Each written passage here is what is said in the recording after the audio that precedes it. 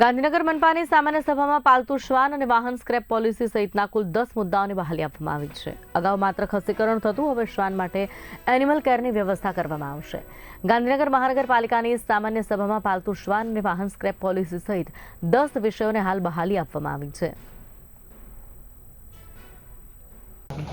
જે અંતર્ગત મહાનગરપાલિકા હદ વિસ્તારમાં રાખવામાં આવતા પેટ ડોગ જેનું રજિસ્ટ્રેશન કરાવવું એ મુદ્દાની પણ બહાલી આપવાનું. એ સિવાય ગાંધીનગર મહાનગરપાલિકાના વિસ્તારમાં વિવિધ વાહનોને સ્ક્રેપ કરવા તથા નિયમ મુજબ સમયે સૂચના મુજબ નિયત કરવા માટેના વિષયની પણ બહાલી આપવામાં આવી.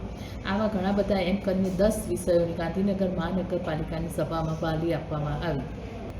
ગાંધીનગર મહાનગરપાલિકામાં જે કાઉન્સિલર દ્વારા ઉપાડવામાં આવેલો મુદ્દો જે રખડતા કૂતરાઓનું ઉપાડવાનું કામ તો ચાલુ છે, પણ એને ઉપાડી અને એને ખસીકરણ કરી અને પાછું છોડવાની એવી સુવિધા તો આપણા મહાનગરપાલિકામાં